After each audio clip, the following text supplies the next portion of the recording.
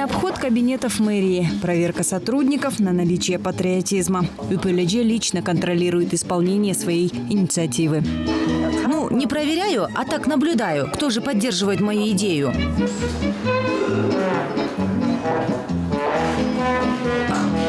Ай, где твой колпак? Ну вот он, постоянно рядом. В каждом кабинете женщины в накидках с орнаментом, мужчины в колпаках. Идею ЮПЛ тут все поддерживают. Вот все в колпаках. Сегодня же пятница. Если в других местах, заходя в здание, принято снимать головной убор, тут напротив спешат его надеть. Ведь в любой момент может нагрянуть проверка.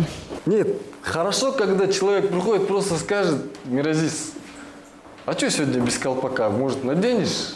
Это более будет приятно, и какой-либо человек, почему бы и нет, он с удовольствием оденет, даже поцелует ее.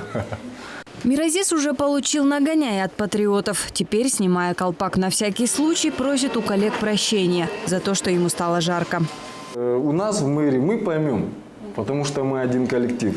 А в другой организации или в частных, независимо от форм собственности, они просто, я думаю, чуть-чуть будут обижены или негативно подумают о мэрии города Заволжья. Это не распоряжение, а просто предложение. Они имеют право носить его, не носить по пятницам.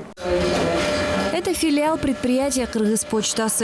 Здесь после визита ЮПЛ Асаналиевой разразился скандал. Привлекли даже местную прессу. Пришли, начали нас снимать на камеру. Она местное телевидение позвала.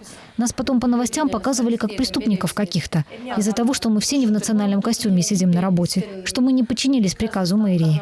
Но мы думали, может, они приказ в нашем отделе кадров оставляли, и что нас забыли предупредить. Но и в отделе кадров не было распоряжения. Некрасиво вышло.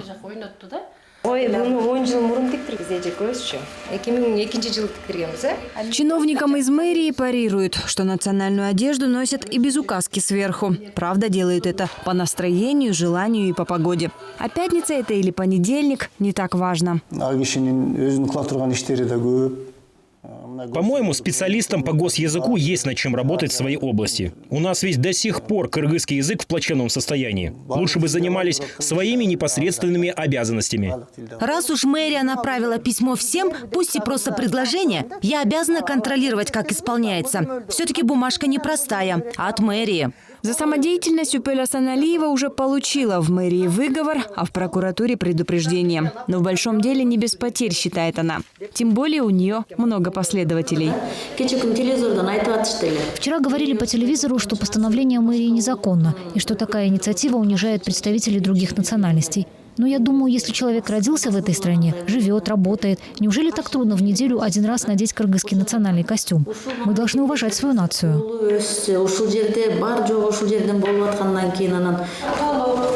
В медицинском колледже Джалалабада, несмотря на общеобязательную форму белые халаты, по пятницам преподаватели тоже облачаются в национальные костюмы.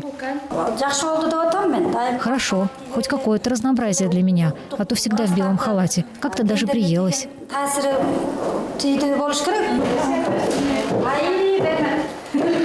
Учительская вместо подиума. Все последние новости дизайнерской фантазии именно здесь. А такие наших размеров там есть? Среди такого преподавательского состава даже учителю физкультуры бегать по залу в своем спортивном костюме как-то неловко. Раз, два, три, четыре. Потянуться. Не то, что неудобно было, а как-то я просто стеснялся. А сейчас как это входит, это кого-то я должен одевать, уже привык, я одеваю этот колпак. Физруку национальная тема стала настолько мила, что все головные уборы он теперь приобретает с госсимволикой. И надевает не только по пятницам, но и в другие дни недели. Все, кто против, всех их время рассудит. Они, наверное, считают, если национальная одежда, то сразу что-то несуразное, балахонистое, как вот тут вот. И как в таком наряде на работу ходить? Это их ограниченность. Можно же вот такое красивое надеть, как у меня. Идет же мне? Пусть одеваются, как хотят, и по карману. Патриотизм стоит недешево. 1 чепкен, 2 зарплаты чиновника. А шьет ей подруга Наркан, дизайнер национальной одежды. Женщины всегда друг друга поддерживают. Вот это хорошо село, по-моему. Юбку подлиннее и отлично будет. Наркан – один из крупнейших производителей национальной одежды в маленьком Джалалабаде. Помимо бизнеса, заведует дизайнерским колледжем. Ее студенты уже набили руку на вышивках и бисероплетении. Один только узор вышивается месяц. И цены, соответственно, высокие получаются. В последнее время, отмечает Наркан, спрос на изделия растет. Жители Джалалабада в большинстве поддерживают УПЛ. Они даже собрали подписи под предложением сделать пятницу общереспубликанским днем национального костюма. Добровольно или принудительно, но патриотизм доведут до гардероба каждого. Жарко в колпаке, потом идти в этом халате, то есть в чапане.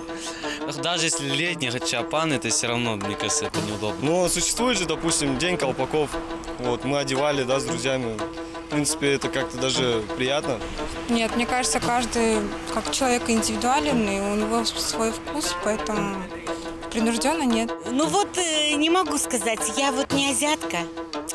Поэтому, может быть, чисто символически когда-то, с удовольствием. Ну, я не против, я бы одела. Почему бы нет? На данный момент просто все все мы берем из Запада, и как-то не модно будет, по-нашему говоря. Ну, это каждый решает сам. Я считаю, что каждый должен сам определиться, носить ему или не носить. Национальная одежда – это тоже символика государства, лицо государства. Иностранцы приезжают, пусть видят. Вообще каждая нация может носить свою одежду. Украинцы, казахи и прочие. Национальная одежда – это знак нашей национальной принадлежности. Орнаменты одежды – это наша история и древняя культура. Если развитые страны представляют свои технологии, то таджикский народ представляет страну своими национальными одеждами. Например, атлас или чакан, тюбетейка и халаты. В основном наши женщины надевают национальные платья. Их можно узнать во всех уголках мира по одежде. Они в ней прекрасны, особенно когда надевают атлас. Национальные одежды надевают сельские женщины. Городские носят такие одежды в праздники или на особые мероприятия. В остальное время про нее забывают. Все носят джинсы, футболки или западные одежды.